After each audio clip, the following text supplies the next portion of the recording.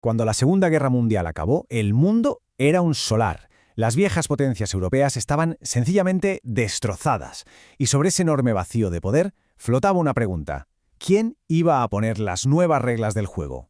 Pues bien, vamos a sumergirnos en cómo entre 1945 y 1975 el planeta se reorganizó por completo.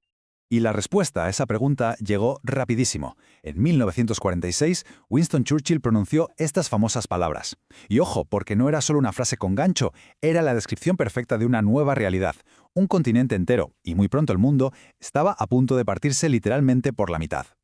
Así que en esta primera parte vamos a ver exactamente eso, cómo se forjó esa división.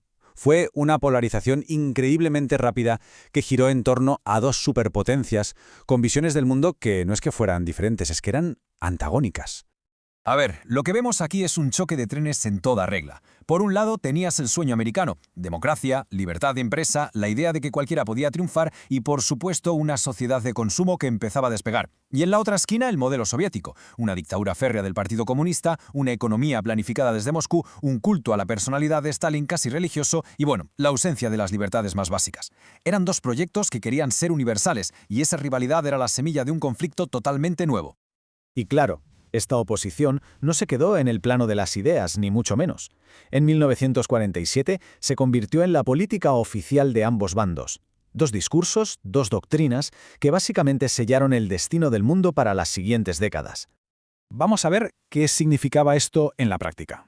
Por el lado americano, la doctrina Truman decía: vamos a frenar el comunismo donde sea y como sea. Era una política de contención, de poner un mudo. Como respuesta, el ideólogo de Stalin, Andrei Zhdanov, salió y dijo: el mundo se divide en dos, y punto.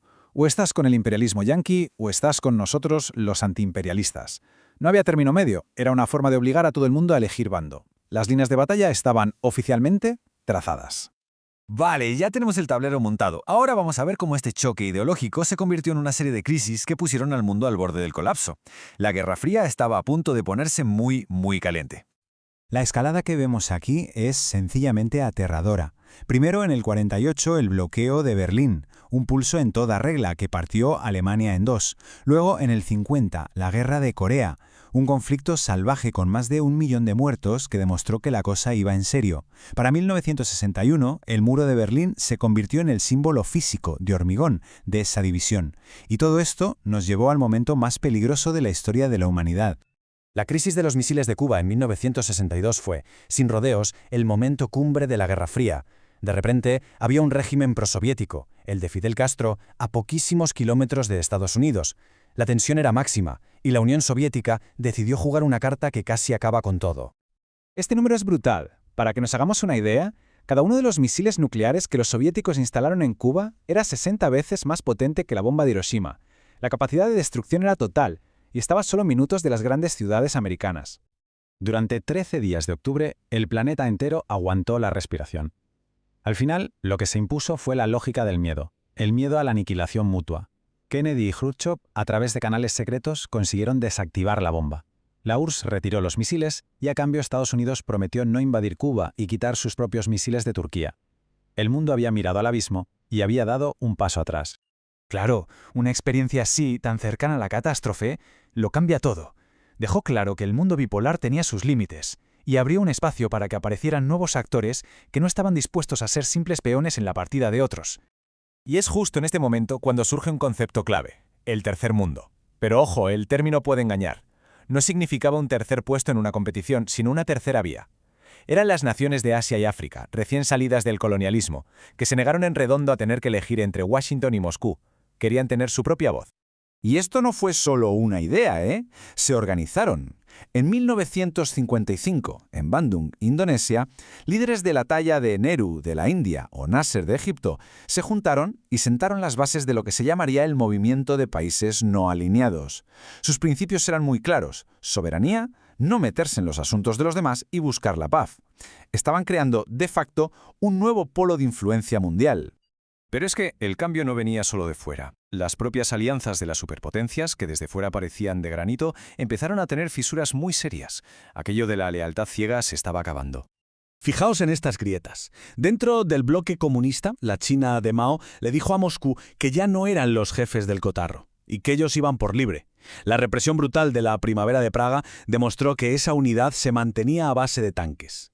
Y en el bloque occidental, la Francia de Gaulle cogió y se salió del mando militar de la OTAN, diciendo básicamente que ellos no iban a ser los subordinados de Washington. La autoridad de las dos superpotencias se estaba desgastando. Y mientras todo esto ocurría, en el corazón de la vieja Europa se estaba cocinando algo nuevo. Y fue un proceso muy inteligente. Primer paso, juntar las industrias del carbón y el acero de Francia y Alemania, los enemigos históricos. Así, una guerra entre ellos se volvía casi imposible. Segundo paso, sobre esa base, en 1957 se firma el Tratado de Roma y se crea un mercado común mucho más grande. El resultado final, la Comunidad Económica Europea, que nacía no solo como una potencia económica, sino como un proyecto político con ganas de volver a pintar algo en el mapa mundial. Bueno, y con todo esto sobre la mesa, llegamos a la parte final. Vamos a ver cómo todo esto nos lleva de un mundo en blanco y negro, de buenos y malos, a un escenario global mucho más complejo, lleno de matices. Este gráfico lo resume a la perfección. Pasamos de un mundo bipolar, donde el pastel se lo repartían dos, Washington y Moscú, a un mundo multipolar en los años 70. De repente había que contar con el poder de China, con una Europa cada vez más unida y con la voz de todos esos países no alineados. El juego se había vuelto mucho más complicado. Y esto nos deja con una reflexión final. Aquel mundo de dos bloques era terriblemente peligroso, no nos engañemos, siempre a un paso del apocalipsis. Pero en cierto modo era predecible. La pregunta que queda en el aire es si el mundo multipolar de hoy, con tantos actores, con alianzas que cambian constantemente, es un lugar más seguro o simplemente un lugar donde el caos es mucho más difícil de prever y de gestionar.